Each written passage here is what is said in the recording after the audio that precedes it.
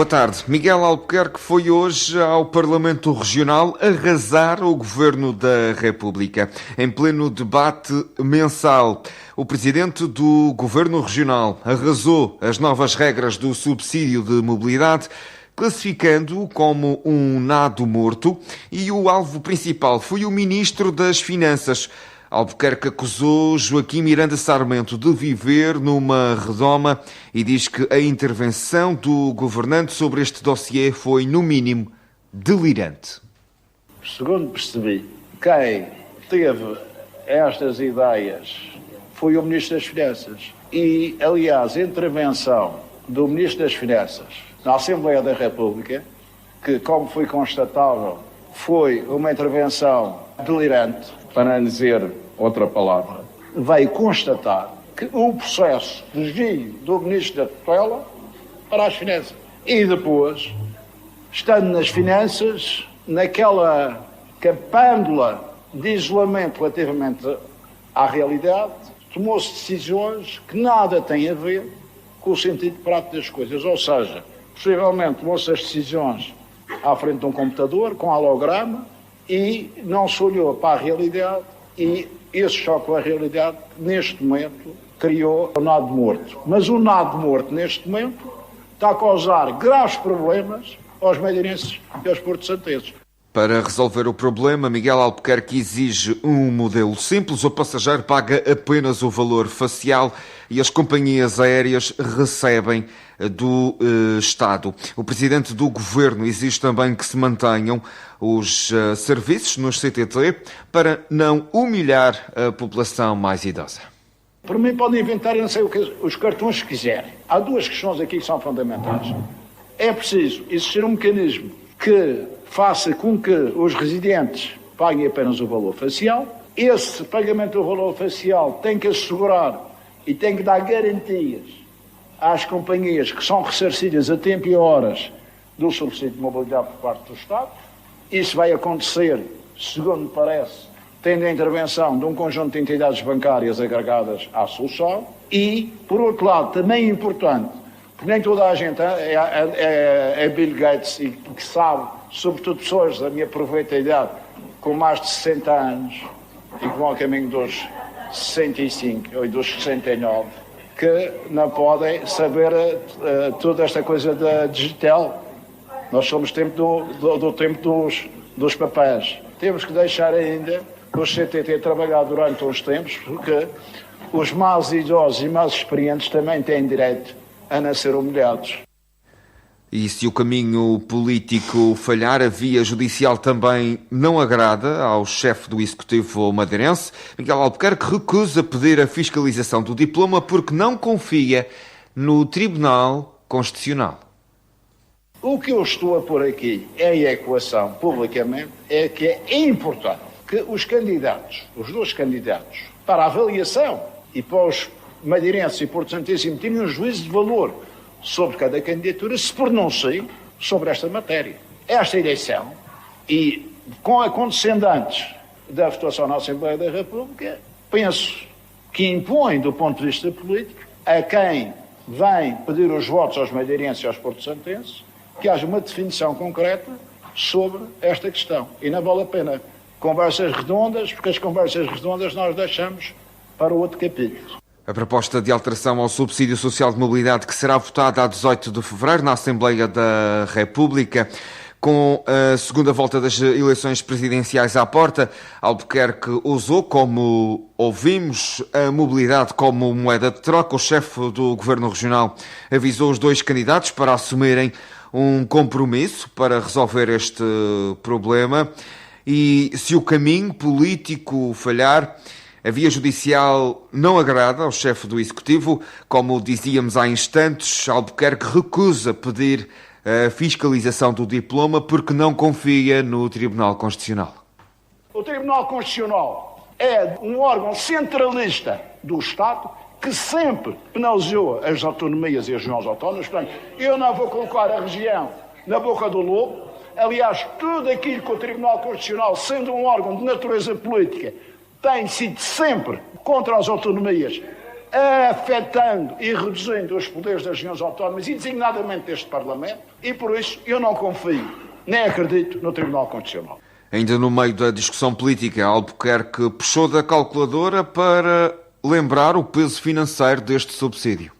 Desde 2015, o Estado já atribui aos madeirenses, no valor de passagens, 324 milhões 166 mil euros. Vou repetir. 324 milhões 166 mil euros. Do outro lado, a oposição não poupou nas críticas e acusou Miguel Albuquerque de ter duas caras. Elvio Sousa diz que o presidente do governo falhou no momento decisivo. Para o líder do JPP, é inaceitável que os madeirenses continuem a adiantar 600 euros por viagem e acusa Albuquerque de se ter agachado perante o primeiro-ministro. O Sr. Presidente até considerou ter sido a melhor coisa que aconteceu à Madeira. A melhor coisa que aconteceu à Madeira e os madeirenses estarem a adiantar 400, 500 e 600 euros e aqui deixemos de demagogias e hipocrisias. Sr. Presidente, facadas nas costas dos madeirenses, nesse aspecto nós não caímos nesta artimanha, nesta cilada jurídica, porque fazer o papel de grande, forte, de gigante, com voz alta, rancorosa, e depois agachar-se no Conselho de Estado e não confrontar o Primeiro-Ministro com isso não vale nada. Esta situação só vai com uma posição forte, comum, geral, não vai com remendos. O PS alinha pelo mesmo tom e a fala em mentira. Paulo Cafofo recorda as garantias dadas por Albuquerque em dezembro de que o diploma ia cair e sublinha que a realidade se provou o oposto. Para os socialistas, os madeirenses sentem-se enganados porque o primeiro-ministro desmentiu o presidente do governo regional. Em dezembro, o Sr. Presidente disse que isto do subsídio das alterações iria ser resolvido, que o Primeiro-Ministro jamais aceitaria uma coisa destas e disse que isto ia cair e não ia ser aprovado. A verdade é que a realidade demonstrou o contrário. Não só não caiu, foi aprovado e não foi resolvido. Mas pior do que a realidade desmentir, eu julgo que foi o Primeiro-Ministro desmenti-lo naquilo que o Sr. Presidente do Governo Regional disse, a dizer que mantinha tudo aquilo que tinha referido e que os madeirenses iriam continuar a ser penalizados, não ia mudar uma vírgula naquilo que o Governo da República tinha decidido. E eu acho que aqui os madeirenses sentem-se enganados por si. Sentem-se enganados na expectativa que tinham que o Sr. Presidente do Governo pudesse, desde a primeira hora, defender os madeirenses e defender os seus direitos contra este abuso por parte do Governo da República. E o Sr. Presidente não o fez desde a primeira hora, como demonstrei. À direita, o foco já está na Assembleia da República. Miguel Castro, do Chega, aponta para o dia 18 de fevereiro, data da votação em São Bento, como o dia do chumbo a esta lei. O deputado usou linguagem dura para se referir ao Poder Central, garantindo que a Madeira não se vai vergar aos cubanos de Lisboa. Dia 18 de fevereiro vamos discutir uma proposta completa que revoga o atual diploma e que propõe que a tarifa seja paga na sua totalidade, ou seja, nos 79 e nos 59, e que esta nomenclatura passe a se chamar direito à compensação por continuidade territorial. Não é um reembolso, nem é sequer um favor da República. E é isto que temos que mostrar aos cubanos de Lisboa. É isto que temos que mostrar aos cubanos de Lisboa. Que os madeirenses não se vergam, nem nos podemos vergar, meus senhores. Nem nos podemos vergar. Quando vão aos gabinetes conversar, têm que ter a capacidade de defender o povo madeirense. E esta palhaçada que o Governo da República apresentou aos madeirenses será revogada e teremos uma lei nova. Já Gonçalo Maia Camelo disse que este debate é quase irrelevante porque o atual regime já nasceu morto. O deputado liberal prevê uma derrota humilhante para o governo da AD na votação do dia 18, classificando o diploma como um dead man walking. Este novo regime está condenado. Já sabemos que está condenado. Porque, no fundo, é um dead man walking. porque vai passar a velho, provavelmente no dia 18 de fevereiro, quando a oposição se unir na Assembleia da República para infligir uma derrota humilhante ao Governo da República. Que é isso que vai acontecer, estou convicto. E por isso, porque acho que este regime vai morrer, eu acho que é pouco relevante discutir algo que está morto à nascença, ou pelo menos que vai viver muito pouco tempo. É mais importante, do meu ponto de vista, apurar responsabilidades sobre o que foi feito e pensar no futuro. A oposição em uníssono contra as novas regras da mobilidade num debate que aqueceu esta manhã o hemiciclo madeirense. A Madeira corre o risco de matar a galinha dos ovos de ouro se não começar a gerir melhor os fluxos turísticos. O alerta é de Paulo Brem, consultor de sustentabilidade especializado no setor, que aponta o dedo à concentração excessiva de visitantes nas mesmas levadas. O especialista defende que há centenas de quilómetros de canais na região, mas a promoção foca-se sempre nos mesmos, criando situações de sobrelotação. A Madeira tem não sei quantas levadas, não sei o número, mas é um número elevadíssimo de levadas. No entanto, em regra estão promovidas, assim, fortemente promovidas, digamos assim, apenas um número muito limitado. E são aquelas que estão permanentemente cheias. Talvez fizesse sentido, quer dizer, investir um bocadinho noutras, que podem não ser uns espetaculares, mas acabam por ter uma outra vantagem, que é eu consegui fazer uma levada sem estar a levar com uma quantidade de turistas em cima de mim, que não é isso que eu procuro. Portanto, há formas que as empresas têm de tentar desviar, ensinar os turistas a dizer que nesta altura não vais para ali. E somos alertados para o facto de não é boa ideia a esta hora estar a dizer para aquele local, porque tem muita gente. Procura outro. Tem que haver a necessidade de fazer criação de novos polos turísticos. E as empresas do turismo, e não vou dizer que são só exclusivamente as agências de viagens ou os operadores turísticos, os hotéis têm também uma responsabilidade nisso, porque os hotéis, como quanto eles estejam sempre à procura do lucro, mas eles têm que pensar a longo prazo. Hoje é muito bom termos uma ocupação fantástica, que vender muito bem, mas nós temos que pensar daqui a 10 anos se não estamos a matar a galinha dos ovos de ouro. Outro tema que divide o setor é a aplicação de taxas turísticas. Muitos empresários temem que a cobrança afaste os visitantes, mas o consultor desvaloriza esse medo. A única exigência que faz é a da transparência. O turista não se importa de pagar desde que saiba para onde vai o dinheiro. É sempre um tema difícil, porque obviamente que quem vende turismo e sobretudo os operadores e muitas vezes os hoteleiros são contra as taxas turísticas porque entendem que a taxa turística vai afastar o mercado. Tenho uma visão um bocadinho diferente. Eu acho que as taxas turísticas são úteis desde que nós saibamos para que é utilizado o dinheiro. Porque também há muitos casos em que se cobram taxas turísticas, o dinheiro aparece, obviamente, há muitos turistas, mas depois ninguém sabe para que aquele dinheiro é utilizado. Então tem que haver muita transparência nisso. O especialista recorda que a Madeira está a bater recordes, mesmo com taxas em vigor em vários concelhos. Para o turista estrangeiro de poder de compra médio-alto, o valor cobrado é residual. A única cautela, admite Paulo Brem, deve ser com o mercado nacional. Nós próprios, quando viajamos, já há muitos locais para onde vamos, e cada vez são mais, em que pagamos taxas turísticas. E estamos a pensar até que o valor das taxas turísticas que nós estamos a cobrar aqui, para a generalidade dos turistas que nos visitam, estrangeiros, não tem um peso assim tão significativo. Eles não deixam de vir. Aliás, a Madeira está com recordes de turismo e já implementou algumas taxas turísticas. Eu não acredito que seja isso que vai afastar os turistas. E uma vez mais, quando estamos a pensar em apostar em turismo de maior poder de compra, não será por aí. Eventualmente poderá ter uma questão relativamente aos turistas nacionais, porque obviamente o poder de compra aí é completamente diferente. O consultor de sustentabilidade especializado no setor das viagens e turismo foi o convidado da ACIF para uma sessão com empresários que decorreu na manhã desta terça-feira.